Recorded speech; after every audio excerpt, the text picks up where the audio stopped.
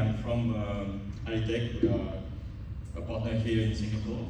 So first of all, I'd like to thank you all to have come this afternoon to attend this Odoo Day. I'm sure you have seen a lot of things, very interesting things. And so my job as a second presenter is to try to keep your interest very high by sharing with you one of our projects. And we'll go through what are the challenges that this client has, and why it come to us, how we use Odoo to solve, to mitigate these challenges.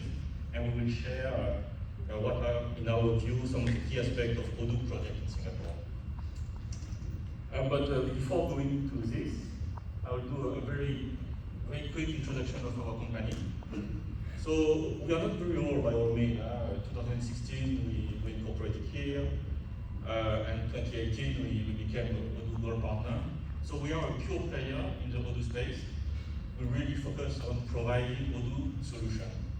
So if you look at our clients, you will see that they are across a wide range of industry, from professional firms, F&B, trading, biotech, manufacturing.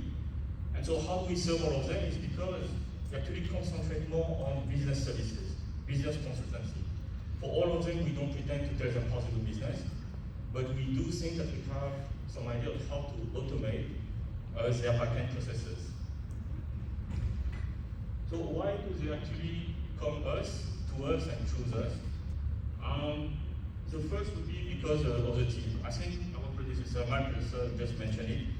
A local team is very important because we need to be with them, just not to do the business requirement, but also to sit with them to see how actually clients use the system, their existing system, or how they would use a new system. And by being with them, we can actually identify what Odoo could do for them and what we could change Odoo to fit them. You will see as well that, and this is the second point of why clients come to us.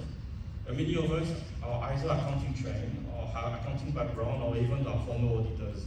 And this is very important because as we're dealing with ERPs, at the end it's dollar and cents. So we must make sure that all of this is done correctly. And also we must be able to talk with the accountant or the CFO. You got the question, you want to know where the number comes from, you must be able to answer. And finally, yes, we do have a technical team, so they are based in India. But we do maintain here in Singapore the ability to do technical evaluation, even development and quick fix.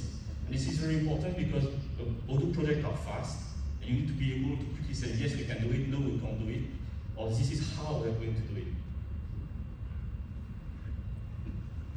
So we've been here for a while indeed, and we are already approved for PSG, so it's pre-approved. So some of you want to engage us, so you go online, you click, and you can apply.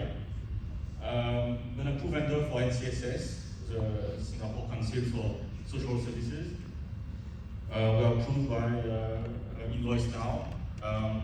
And interestingly, not long ago, actually, one of our clients needed to integrate Odoo, his Odoo with SingPass, practically made it. Honestly, that wasn't very easy, but no, we did it.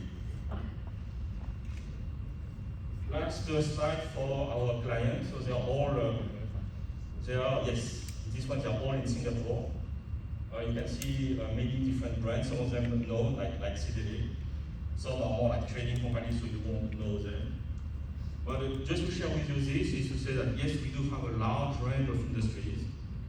And for small to big, actually eventually they come to us and we serve them equally. Now let's go to the case study. So for this case study, we're looking at a franchisee in Singapore. It's a typical setup, if you can imagine. They have outlets. In this case, they have like over 30 outlets.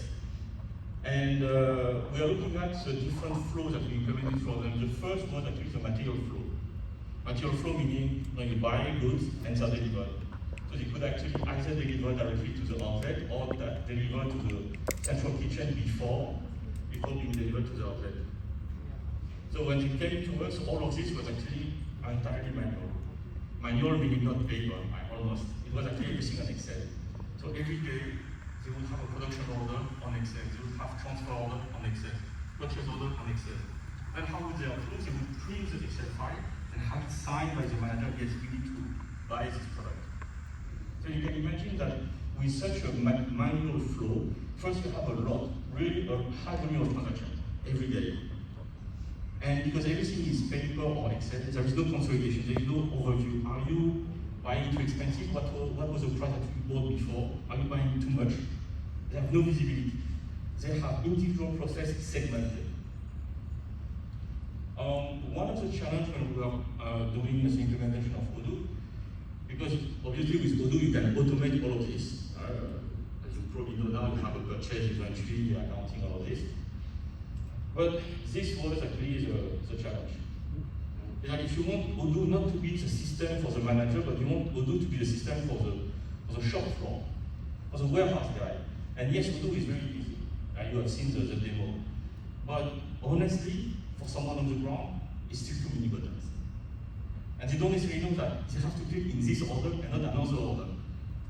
So yes, you can provide support, but a better approach in our view is to look at how, that was too fast, yes. It was actually sitting with them, looking at the ways the interface could be adjusted for their use. It's no longer a generic interface, it is for them. And with this is how we can make it a success. So the second process that I'm going to describe here is actually the order to cash. So you have order to cash is a big word, accounting word to say simply the POS. So in the point of sales, if you think you pay, and in today's environment, there are lots of payment methods. And not only there are a lot of existing payment methods, but FinTech keeps bringing new ones. Grab, Deliveroo, all of these, they actually have their own payment method. So the cashier takes orders, receives payment. At the end of the day, he closes his POS, give a report, and his job is done. Yes, the job of the cashier is done. The job of the back office just started, and it's massive. Because a critical part of the internal control of any organization is to verify that the money is there. You say that you collected 2,000, can I see the money? And so all of this is extremely manual. So previously, they were doing this on a cloud-based, very well-known accounting software, and they were always months behind, just to close. So evaluating this, we looked at, Odoo has this bank reconciliation module where you actually put rules. We actually had to do a fair bit of testing, to optimize the way to write the rule. But in short, after we do all of this, every month we have about 6,000 transactions. When we run the first time with the accountant next to us, he was able to sweep about half of it, about 3,000. The system will tell you this is for this transaction.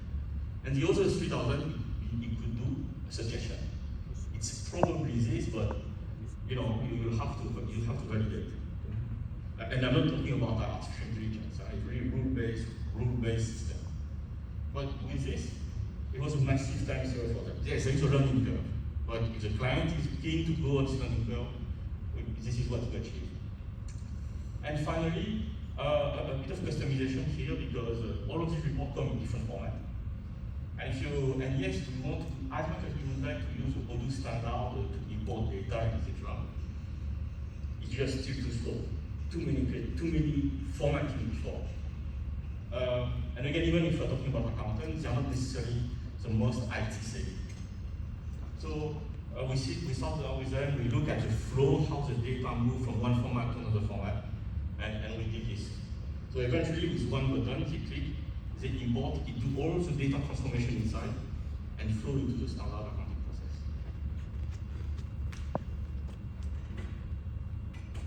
All right, so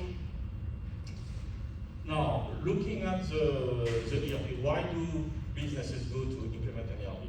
Well, the first reason, of course, is to deal with your daily operation, right? I want to make sure that all the purchase orders are approved, all the material is registered, etc. But at the end, you have this trove of data. And this is really what management is looking at. Is what can I do, how can I use this data to drive business? So we are not there to tell them how to drive the business, but we can provide the data with performance management. Once everything is inside the PostgreSQL database, we can actually derive data from them. And this data previously, if you remember my first slide, my previous slide, they were all scattered across multiple spreadsheets with the name were not the same. Now, how do you know that this product here is called this way, but in production is called actually another name, slightly different, a dot, a space. Well, now that it's all in Odoo, you can do this. You can control the performance for each of the outlets in this case. You can know which one actually is wasting and which one have abnormal consumption. And this is still within the system. The last part is not related to the rest, I said before. It's actually e-commerce. So as of today, everybody's talking about the omni-channel. So the ability to order online and to pick it up from everywhere. So when you have like a multiple outlet, it would be a shame to force a client to come to a single outlet. To do this, while Odoo does have an e-commerce platform, we instead use Magento. It's a more widely known e-commerce platform, and we actually integrated with Odoo so that to achieve this omni-channel part.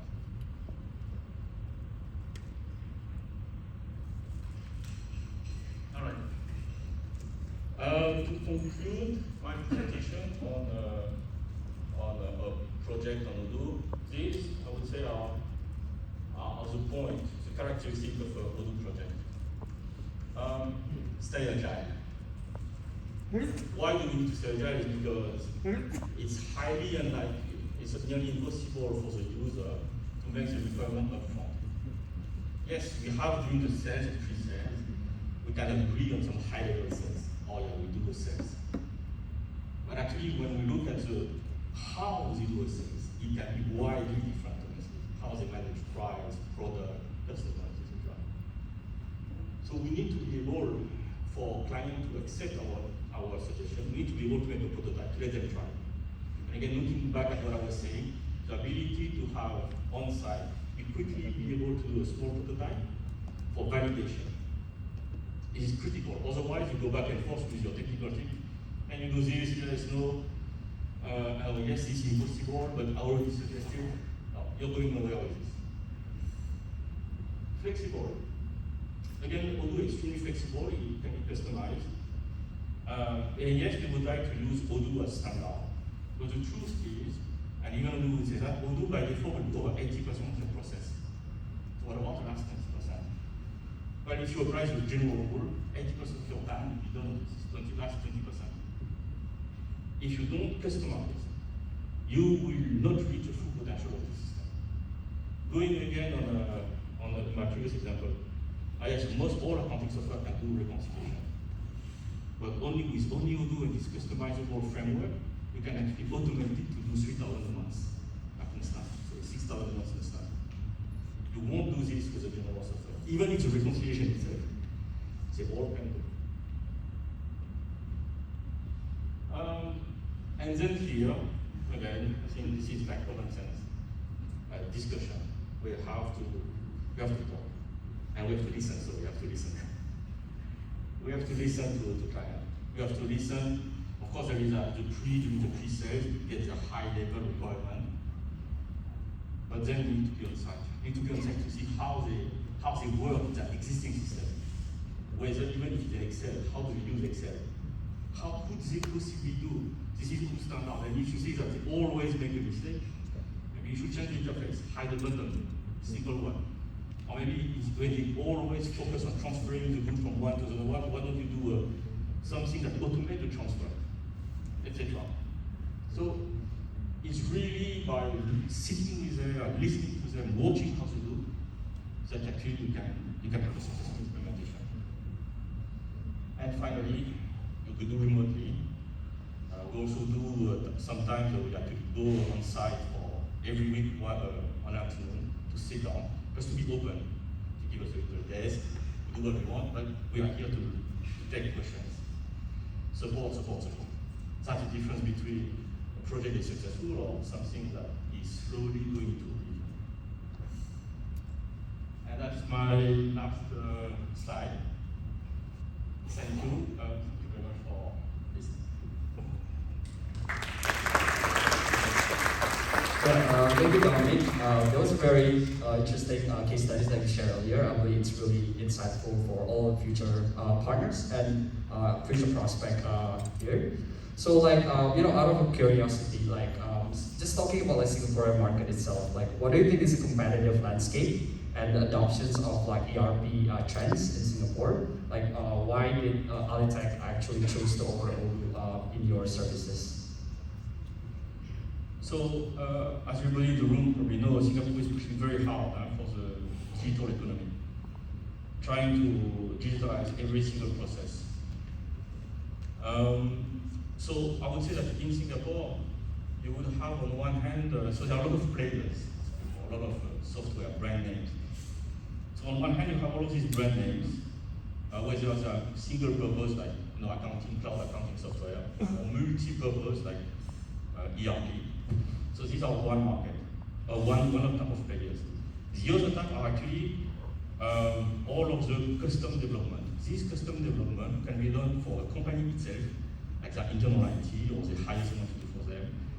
Or it could be a product developed locally, like in Singapore or in Malaysia for this region.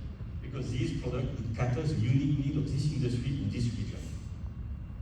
Now, Odoo, and I think this is our belief, is actually positioned to have the best of both worlds. Odoo has the backup of a global product. It means maintenance, a lot of users, a lot of people know Odoo. You start with us, but if we are not here, there is someone else who can take over. Odoo has a global framework which keeps updating itself. But, as I mentioned before, Odoo is extremely flexible. So you can do things with Odoo that these big names you won't be able to do. If you try to customize, let's say zero, well, you won't make it. SAP possibly if you buy it a lot, really a lot. So out of the budget of most SMEs. So the rate of adoption is still there. All right, thank you for that. So if we relate back to the case studies again, like, if you can share with us, like, what do you think is the most important factors which can determine a successful Odoo implementations, in your opinion?